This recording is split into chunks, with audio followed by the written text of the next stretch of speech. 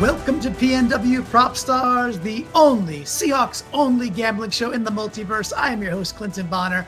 PNW Prop Stars is part of the Seahawkers Podcast Network. And before we get to the champ from last week, Adam, what's the annoying stuff? You crystallized it so well.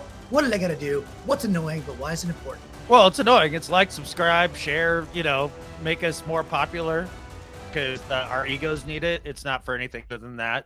It's not for algorithms or anything important. So don't worry about that. But just do that if you can. And just remember, it's kind of like value for value. If, we're giving you a little bit of content here that you dig, then, hit us up with a like or subscribe or whatever. It'd be nice. Boys, we had as a team, a disappointing loss to the Bengals. We're not going to go into that so much.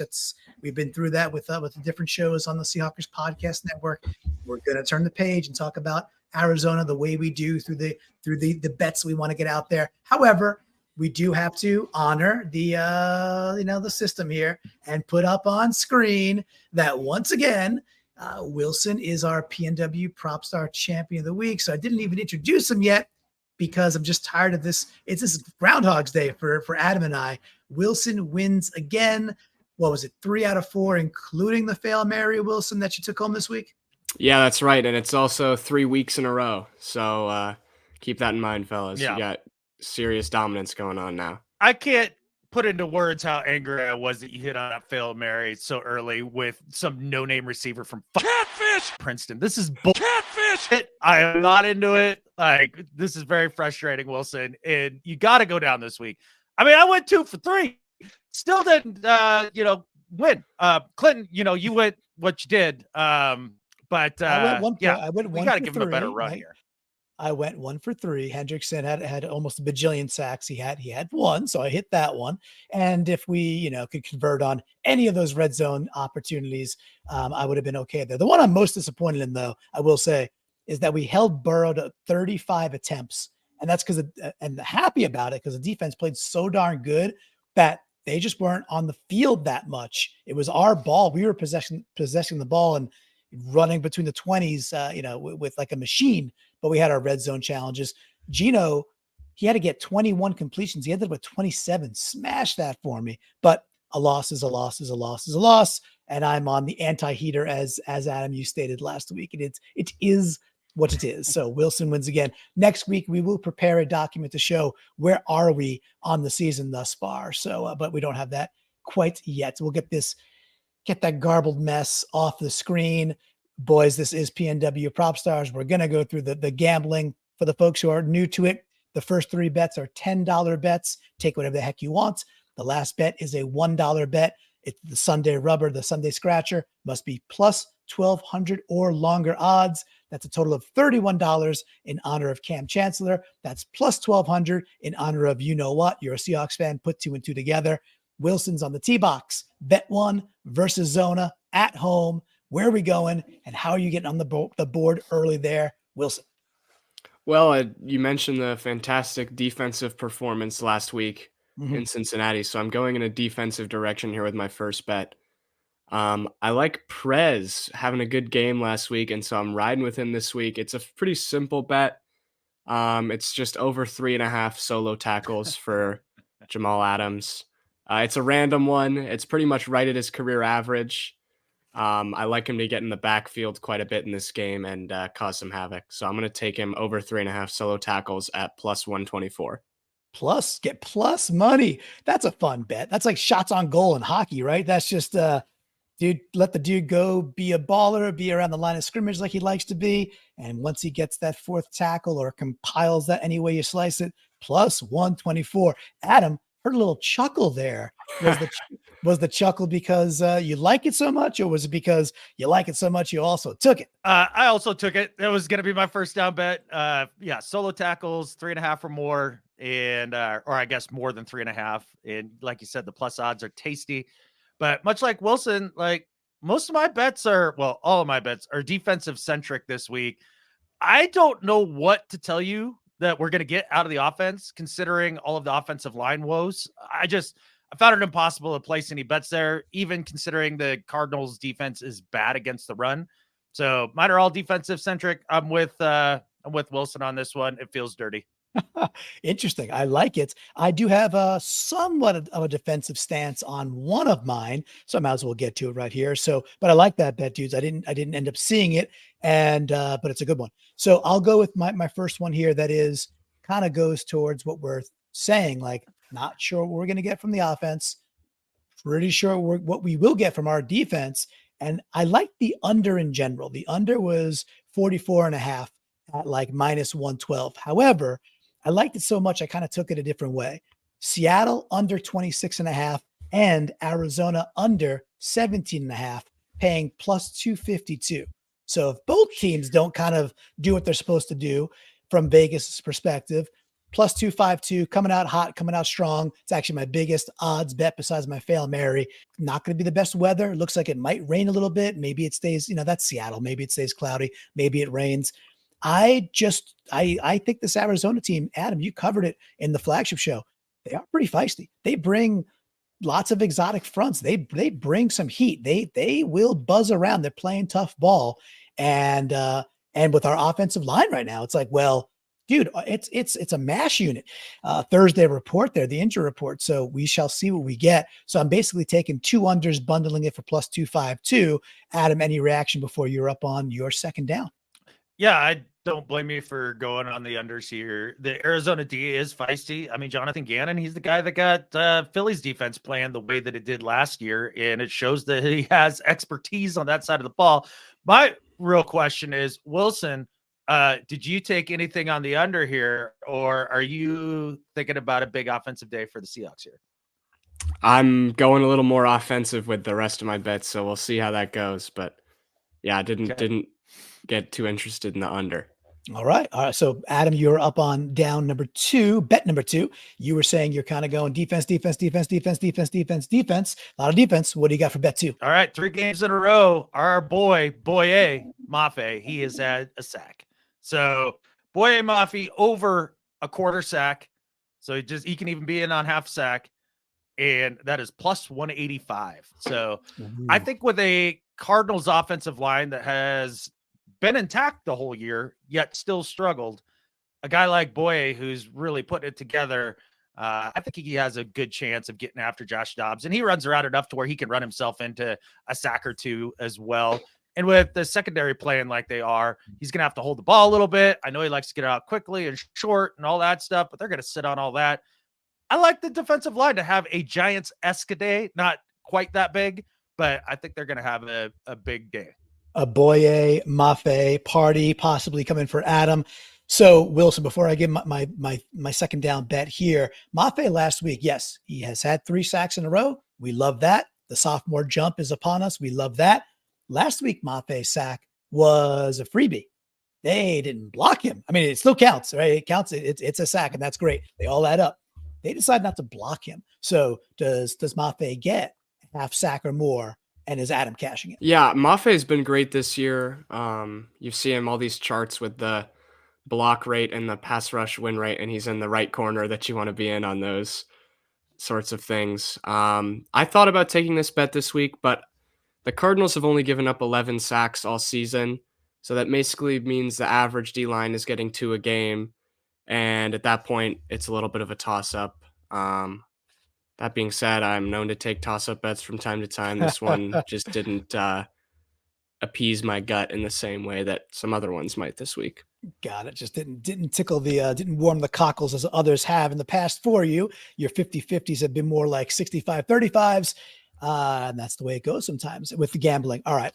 Speaking of the way it goes sometimes, boys, I was really, really disappointed that Gino had a bit of a tight end phobia in the last game. I talked about it quite a bit on 3 and 3 out. Now, that could be many things. Very likely, under duress, and the tight end was not the first read. That's probably the culprit. That's probably the why. With that, there were so many times that either Fant or Parkinson were just open. They were wide open. And again, I don't think Gino got to them in the progression. Fant, if he goes over 22.5 yards this week, is at minus 105. There's been games in the past where game 1, where Fant was pretty vocal. He put the tweet out there of 0-0-0. He deleted it later. bit of a squeaky wheel. Next game, he was getting the ball with, with a lot more purpose and specificity. This time around, I like this. I think Fant smashes this. In fact, I went to go look for an alt bet and I see if I can get that to 30 or 35, 40. Wasn't available yet. I'll check it. I'll actually go check it Sunday morning and I'll try to elevate this. With that though, Fant over 22.5 yards at -105. I think he smashes this. And we've seen this pattern before. So Wilson, what do you think about that before your second down bet? I'm so hesitant on tight ends, but in the past you've bet on Fant and it's worked out. You got burned in that Giants game, but usually when you go for tight ends, it works out. So I have faith in you. Oh, well, thank you. That's we got to start somewhere. Adam, what do you think, dude? Last game, tight ends were. No, everything was outside. Most of the shots were, again, outside. Do they look at the film and be like, hey, don't forget the friggin' middle of the field and don't forget your tight ends? What do you think? Yeah, what makes me nervous about this was going back and watching the All-22 after I had heard your comments about him having his Gino having a tight end phobia. And yes, there were opportunities to get the ball to the tight ends a number of times, especially when they were like the second layer of a layers concept. And then Gino kept checking it down, just kind of getting it out of his hand quickly and trying to avoid that pass rush. And especially in the second half, when he'd been harassed and hurried all day, he got even worse about it and more hesitant. So Agree. I just have a hard time betting on tight end yardage when you never know which of the three it's going to be. You just don't know. Like the idea that, it's going to be Fant that he's going to get to, and not Disley or not Parkinson. Like, okay, maybe. So good luck with that one. I don't know. Yeah, I think it's the folks in Vegas dangling. That was the only choice out there. And I do think there will be a bit of a squeaky wheel or a reconciling of, hey, we underused tight ends last week, and that's not our vibe. That's not our game. In fact, I had a JSN bet squared up that I really liked, a parlay. But once I saw the offensive line, again, mass unit, the report coming in, I was like, no, I can't throttle JSN and think we're going to do 11 personnel quite a bit. If anything, I think we will step back and do more 12, more 13. So even if it's, that everybody gets theirs, I still think Fant will get over. So we shall see. I think it really depends on the health of the offensive line as we get closer to Sunday. But right now, there's a lot of question marks. All right. Not question marks has been Wilson's bets all year long. Bet number 2 for you still, dude. What do you got? Well, I don't care about your thoughts about JSN. I'm taking him this week. He actually has not won anything for me yet, so I have no reason to. But the Cardinals' pass defense has not been good. They're 22nd in the NFL, which is actually better than the Seahawks' pass defense in terms of yardage, which we can argue about how useful yardage is all day. But I think Adam has a take on that, by the way. So. The past 2 weeks, the Cardinals have given up a 140-yard receiver in both games. I think the Seahawks will succeed in the passing game. I don't think it'll be some incredible day. Again, you mentioned the offensive line is a question mark. But my parlay is pretty simple, at least on the DK side of the parlay. I just took him alternate receiving yards to get over 40 receiving yards. Throw that in with JSN over 50, which he hasn't done yet in his career, and it's a big number. But I don't know. Vibes. I want it. Plus 232. Plus 232. Gotcha. All the vibes. All the vibes are good. Hey, if Gino hit JSN on that, he was wide open, and Gino fully was like, yeah, that one's got to get, the ball's got to get to him on that one. And Adam, I heard you talk about, well, was he ready for the ball? Was his head turned around? I still think uncork the damn thing and hit the receiver in the back of his head if you got to wake the dude up. By the way, I saw Derek Carr do that to Olave last night a couple times. Just right to Olave. I was like, dude, isn't Olave supposed to be awesome? He seemingly wasn't ready for the ball like 2 or 3 times last night, which was very bizarre. Turned to actually a pretty entertaining game down in New Orleans, but could not believe that Olave was struggling that mightily when the ball was right there, which just goes to show you a dude who was really, really good last year, came from the same exact school as JSN. He's having some struggles this year. So just goes to show you, hey, I want the JSN breakout game. but I'm not sure we get there with over 50 this week with this offensive line yet. Adam, what do you think about Wilson's take? Yeah, the JSN bets have burned me early and often this year.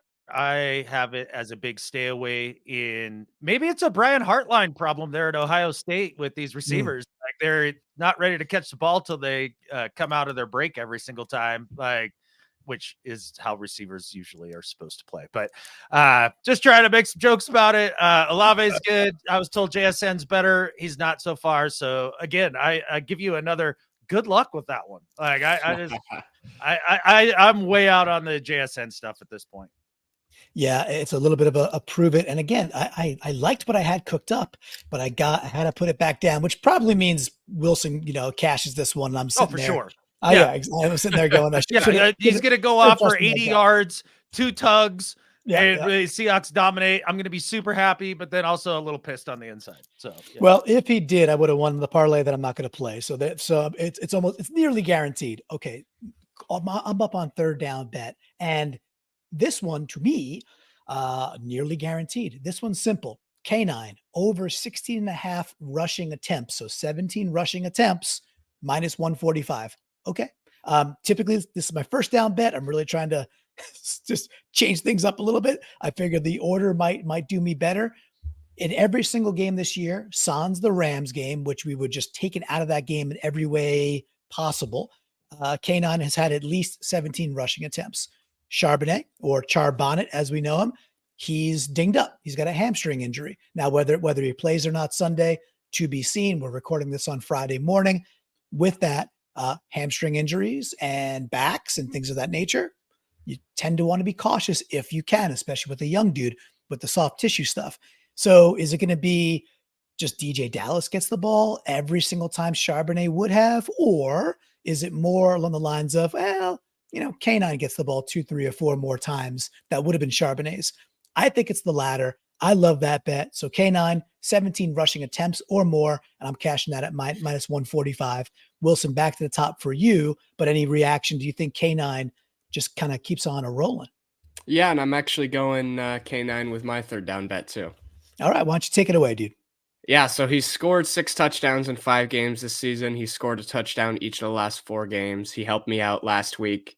And I really wanted to take K9 anytime touchdown on first down this week, but it was minus 185.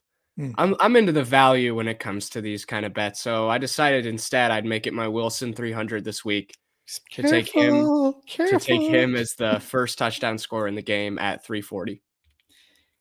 It doesn't seem not likely, right? That we just get down there and then he's banging the ball in. And I'm assuming Vegas said that's the most likely of the first touchdown, folks. Yes, by far.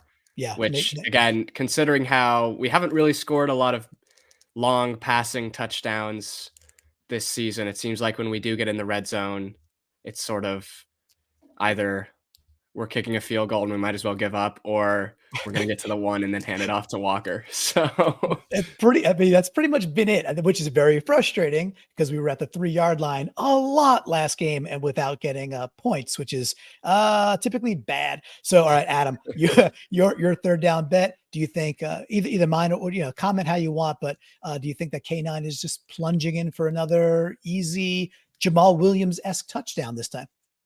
Well, when I first started putting together my bets for this week, I had a lot of K9 stuff because while the Cards aren't great against the pass, they're even worse against the run. And I heard Evan Brown is dinged up in that we may not have him for the game. And that scares the holy piss out of me when it comes to organizing the line and keeping the run game going. I know Olu is good. Olu is still a rookie. Rookies do rookie things. Like I couldn't get there. I couldn't get there with the K9 stuff. But what I do like about Wilson's bet is he was talking about him being the first scorer. And I do think that the Seahawks are going to score early. They've scored a lot on that first drive or a first drive or two. And then the offense has gotten a little stagnant after that. So I expect the Seahawks to score early and then maybe struggle the rest of the way through the half as they've had the last couple games, which plays into my third down bet, which is Bobby Wagner has over 4.5 solo tackles with a parlay of the Seahawks minus 2.5 at the end of the first half. So Seahawks have to have a lead of basically 3 or more, and Bobby has to have 5 or more solo tackles. There's been 2 games he's been under 4.5 solo tackles, and then the other 3 he's obliterated it by almost double. So he's a I think bajillion, this is a game that him and Brooks are going to be super active down in the box with a dink and dunk offense who's going to want to run it a lot. I think they're going to be in for a lot of tackles. So that is plus 226. 226. All right. Isn't that the area code? No, that's 206. What's the area code for Seattle? Isn't that 206 or 226? 206. That's 206. All right. Well, it's hey, 2 out of 3 ain't bad. I was okay there. All right. I live on the East Coast, so just deal with it, folks. All right. So we got through our third downs there. Hey, I like the Wagner part of that. I mean, the Seattle part, I mean, damn, we ought to be winning at halftime. We ought to be. It shouldn't be a tie game. So if it's not a tie game, it's not a safety game. We ought to be winning by 3 at halftime. We shall see. The Wagner part, yeah, I could see this being that another one of those 11 tackle games, and you just like, yeah, that was easy money. All right, cool. So back to the Fail Marys, which means back to the top. Remember, plus 1,200 or longer odds, $1 on this bad boy, the Sunday Scratch or the Sunday Rubber. Wilson last week, he hit his second of 5, 2 out of 5 on the Fail Marys. And this involved let me just ask it this way. Are there any Princeton players on the Arizona Cardinals, or is that as unlikely as you hitting 2 out of 5 freaking Fail Marys? Now, as far as I know, there are no Princeton players on the Cardinals, so I won't have that same mojo with me this week. Understood. All right, Tiger, take this one away. What do you got? Well, I'm aggregating my second and third down bets. So I'm going to take JSN 50 plus, Metcalf 40 plus, Walker. This is just the anytime. This is not first touchdown. So just a Walker anytime. And then I wanted to get this up to Fail Mary territory. It wasn't close. So I threw a big number on Geno passing yards, 325 plus. Woo, and those 4 things together get me to 1,500. So, hey, if the offense comes out of nowhere and has a big day through the air, I'm 50% on Fail Marys on the year. I'll take that. Yes. All right. Hey, that's why it's a Fail Mary. So you compiled some things together. I got it. Plus 1,500 is nice. I'm not sure that I'll be excited if it's the Geno 330 game. I'm almost very, very be like, oh, cool. Can we get a Geno 260 with 2 touchdowns and Ken Walker going off, and we win this game by like 9 or 10, and it's kind of easy? That'd be kind of almost cooler, but I get what you're going for. All right, Adam, you got your Fail Mary. What do you want, dude? All right, my Fail Mary was a little bit on track with Wilson's third down bet, only I switched out the back. Zach Charbonnet to be the first TD scorer, plus 1,500. Just again, the idea that they're going to score early and maybe on their first or second drive. And people have been kind of calling for Charbonnet down on the goal line. Maybe that's something Pete's been thinking about as well. And they swap out Walker for Charbonnet down there. Hasn't happened yet. But again, this is a Fail Mary, so we'll see. It could happen. I do want to say, I think as a show, we should make the rule that, because this is what Vegas does with your money. If you were to place that bet and then Charbonnet doesn't play, I think you just text Wilson or I Sunday and say, hey, or before the game and say, this is my Fail Mary. We swap it in because Charbonnet might not play, and you should get the full advantage that Vegas gambler would get. So, hey man, piss poor planning on my part does not constitute emergency on your guys's. So yeah, just playing it fair the way the he's apps gonna would play. do. He's gonna play. Okay. Don't jinx him like that. Jeez. He's gonna play. He'll get the first touchdown, or he's not, because my Fail Mary is I'm going back to the well, boys. I'm going right back to it. You know what that means. It's Bobo time. It's more Bobo time. He almost scored last week. And we have our red zone. It's called what they are. They're challenges. Bobo has scored one of the few wide receiver touchdowns in the red zone this year with that toe tap he did a couple of weeks ago now. So I'm going Bobo first touchdown plus 1,900. And again, it's $1. So, and who doesn't want to see more Bobo at the goal line? Besides you two, because you guys have different bets, but more Bobo for me, plus 1,900. I will make sure that I put the bets up on screen.